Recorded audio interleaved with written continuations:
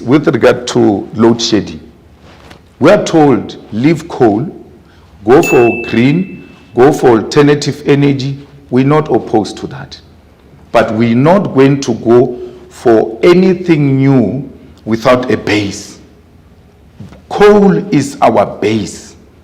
And when we break new ground, you can't break new ground without having a base. You consolidate your base and then you break new grounds. If green is going to give me 1,000 megawatts, then I can go and close a coal power station of 1,000 megawatt capacity because I've already developed alternative of 1,000 megawatt. We are made to celebrate nonsense, but people are shutting down power stations, and then from there they don't know where to get an alternative source of energy. We can't allow that. So the same coal that we must not use, we're even given money not to use it, gets into the trucks. Where does it go? Leave China because you hate it. It's going there, that's fine. But it's also going to Germany. It's also going to UK. There was a debate that UK is actually trying to revive one of its biggest coal power stations. They are getting from the same coal that we have signed that we must not use it. As a result, we don't have electricity. Secondly, the power stations must be security national key points. So whoever works there must have a security clearance so that we will not sabotage from that strategic position. But these power stations must be serviced and maintained. The maintenance money and servicing of power station must not go into the pockets of the people. The power station must have people who are well capacitated, qualified engineers, and even if it's cadre deployment, nothing wrong with it. It ought to be on merit. As long as you've got the proper qualification, whether you are ANC or not, get the job.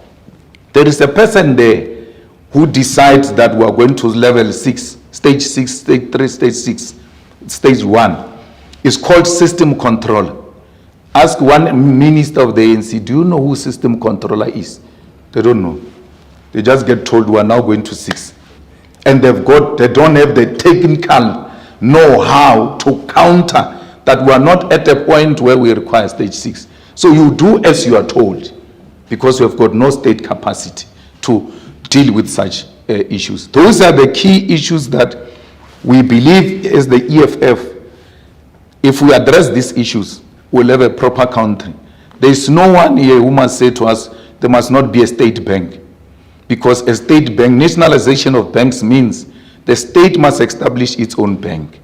And they say, no, RMB is going to have a problem. This will lead to the RMB closure. There is a school here called Grindstone, Sundown. There's a public school here called Grindstone High School. There is a school here called St. David's Private School. The public school has not led to the closure of the private school. There is a private hospital. There is a public hospital.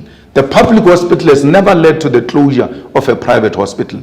Why would the ownership of a bank, a public bank, lead to the closure of the private banks? The banks are opposed to that because they're exploiting our people. We are going to establish a state-owned bank and give our people good interest rates, not driven by the need and desire to maximize profit. We must make the money, we must generate our money back, make some profit, but our people should be able to live. Our teachers, our nurses, even doctors, not let's leave doctors, teachers, nurses, and these civil servants don't qualify for cars, don't qualify for houses. No bank wants to finance them. Doctors, highly educated, 7 years, the biggest car they can drive is Golf 5. Golf 5. That's what they qualify for. Mr. Malema, could I interrupt you there? Are you going to bank with this bank? Are you going to put your own money? Yes. That's where the salaries of the employees of the state are going to be paid from there. The monies of all the departments are going to be banked from there. And we are not going to use any of your money to build a state bank. We already have money in the African bank. The other day I said net bank, and someone was like, I realized, oh yeah, African bank, through the Reserve Bank, we have shares in African bank. So why can't we grow our shares in African bank and ultimately push everyone out and take African bank to be a state bank? Because already we're participating. It's not going to be the first time the state participate in the bank. Why is the state being pushed away?